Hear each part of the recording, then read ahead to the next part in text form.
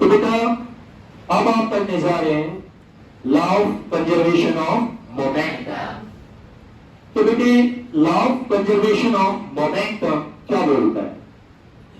According to law of conservation of momentum, when two or more objects act upon one another, then their total momentum remains constant or conserved, require no external force act on them।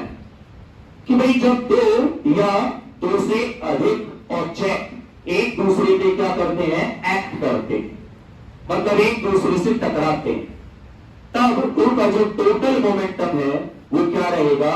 Same रहेगा। मतलब टकराने से पहले उनका जो total momentum था, टकराने के बाद भी उनका टोटल मोमेंटम उतना का उतना रहेगा। बस यहां पे ये जरूरी है कि और कोई एक्सटर्नल फोर्स उन पे ना लग रहा। तो एक एग्जांपल से हम इस बात को समझेंगे।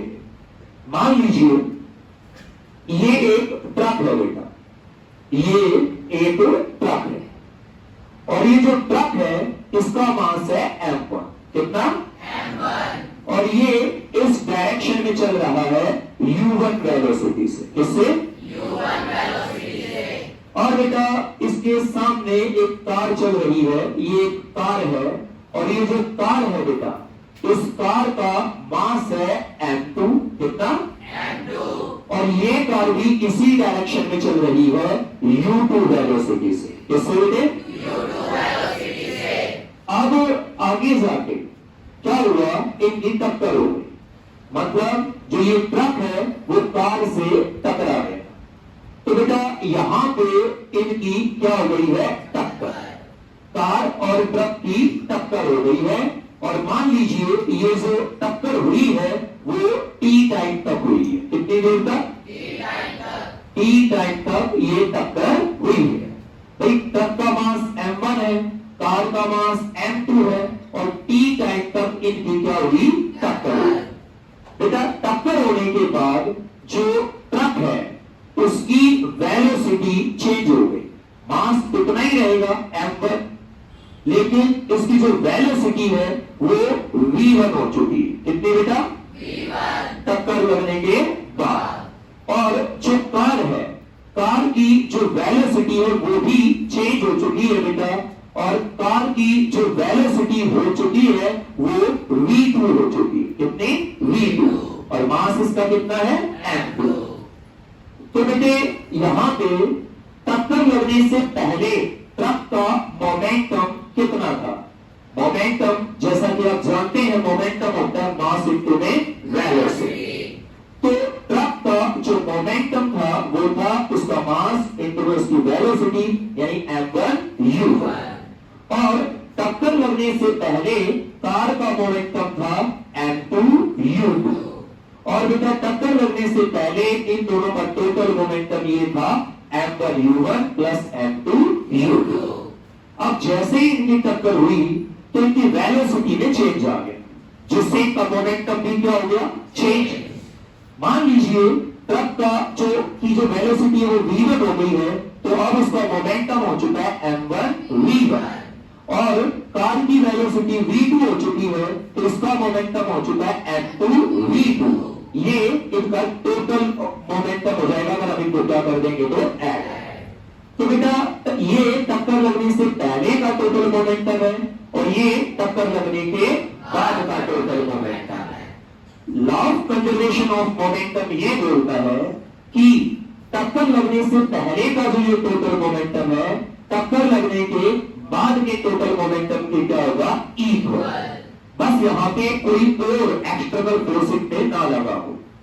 ठीक है, तो अब हम इस बात को वेरीफाई करेंगे, इस चीज को प्रूफ करेंगे कि जब दो ऑब्जेक्ट या दो से ज्यादा ऑब्जेक्ट एक दूसरे पे एक्ट करते हैं तो एक्ट करने से पहले का टोटल मोमेंटम और एक्ट करने के बाद का टोटल मोमेंटम क्या होता है? इक्वल।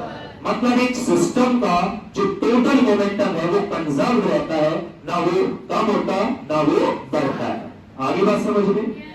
तो इसके लिए आप मान लीजिए कि जब ट्रक ने कार को टक्कर मारी, यानी कि जब इन दोनों की आपस में क्या हुई? टक्कर, तो उस समय ट्रक ने कार के ऊपर जो फोर्स लगाया वो F1 फोर्स लगाया। क्या लगाया? F1 force. तो भाई जैसे ही ये ट्रक कार से टकराया तो ट्रक ने कार के ऊपर कितना फोर्स लगाया? F1। तो कार भी अपोजिट में ट्रक के ऊपर क्या लगाएगी? फोर्स। ठीक है, according to Newton's third law of motion, to every action there is equal and opposite reaction. तो भाई ये जो कार है वो भी ट्रक के ऊपर क्या लगाएगी? फोर्स। तो ट्रक ने कार पे F1 फोर्स लगाया और कार ने ट्रक के ऊपर F2 फोर्स लगाया। क्या लगाया? F2 force. पर ट्रक ने कार पे इस डायरेक्शन में फोर्स लगाया था, कार ने ट्रक के ऊपर उसके अपोजिट डायरेक्शन में क्या लगाया है? फोर्स। क्योंकि न्यूटन का थर्ड लॉ ये बोलता है to every action there is equal and opposite reaction. अब इसका मतलब जो ये F1 है वो F2 के इक्वल होगा, या F2 जो है वो F1 के इक्वल होगा। और ये फोर्स अगर इस डायरेक्शन में है तो F2 उसके अपोजिट है, तो इसको हम क्या लेंगे? नेगेटिव। क्या लेंगे? नेगेटिव। अब जैसा कि आपने न्यूटन के सेकंड लॉ में पढ़ा है कि जो फोर्स होता है वो इक्वल होता है चेंज इन मोमेंटम अपॉन में टाइम, यानी फोर्स इक्वल होता है rate of change in momentum के। तो भाई जो ये F1 फोर्स है वो ट्रक ने कार पे लगाया है और इस F1 फोर्स की वजह से कार के मोमेंटम में क्या आया है? चेंज। पहले कार का मोमेंटम m2u2 था, बाद में m2v2 हो गया इस F1 फोर्स की वजह से। तो ये F1 फोर्स किसके इक्वल होगा? Change in the momentum of car upon में टाइम। और टक्कर कितने समय के लिए हुई? t टाइम तक। ये फोर्स कितनी देर तक लगा? t टाइम तक। तो ये फोर्स बराबर होगा change in the momentum of car upon में टाइम। तो F1 को हम लिख सकते हैं change in the momentum of car upon में टाइम। अब कार के मोमेंटम में कितना चेंज हुआ? Final momentum minus initial momentum. Car के फाइनल मोमेंटम में से इनिशियल मोमेंटम बढ़ा दीजिए और टाइम से क्या कर दो? डिवाइड। ओके, बिल्कुल इसी प्रकार जो ये F2 फोर्स है ये वो फोर्स है जो कार ने ट्रक पे लगाया है, जिसकी वजह से ट्रक के मोमेंटम में क्या आया है? चेंज। मतलब इस फोर्स की वजह से ट्रक की वेलोसिटी चेंज हुई, जिससे उसका मोमेंटम क्या हुआ? चेंज। अब ये फोर्स इक्वल होगा change in the momentum of truck upon में टाइम। तो आप F2 की जगह लिख सकते हैं change in the momentum of truck upon में टाइम। तो ट्रक के मोमेंटम में कितना चेंज हुआ? Final momentum of truck minus initial momentum of truck upon में टाइम। तो m1v1 minus m1u1 divided by time, right? अब यहां से बेटा टाइम से टाइम कैंसिल, ठीक है?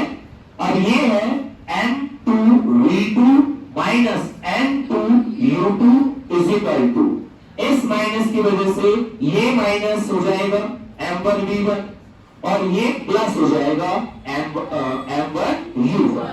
क्या यहां तक आपको समझ में आया? Yes sir. अब देखो बेटे, ये m2v2 तो यहां प्लस का है ही, m1v1 ही लगाते क्या हो जाएगा? प्लस। ओके, और ये m1u1 उधर प्लस का है ही, ये m2u2 उधर जाके क्या हो जाएगा? प्लस। तो यहां से आपको क्या मिला कि ये जो टोटल फाइनल मोमेंटम है m1v1 प्लस m2v2 वो किसके इक्वल आ गया? टोटल इनिशियल मोमेंटम के m1u1 प्लस m2u2। तो यहां पे आपने Newton's third law of motion and Newton second law of motion का इस्तेमाल करके law of conservation of momentum को क्या कर दिया? प्रूफ। आपने इसे वेरीफाई कर दिया। तो बेटा law of conservation of momentum ये बोलता है कि जब दो या दो से अधिक ऑब्जेक्ट एक दूसरे पे एक्ट करते हैं तो एक्ट करने से पहले का टोटल मोमेंटम और एक्ट करने के बाद का टोटल मोमेंटम क्या रहेगा? सेम, कांस्टेंट रहेगा, कंजर्व रहेगा। ठीक है, बस वहां पे कोई एक्सटर्नल फोर्स नहीं वही होना चाहिए। तो क्या आपको सबको law of conservation of momentum समझ में आ गया? Yes, sir. ओके।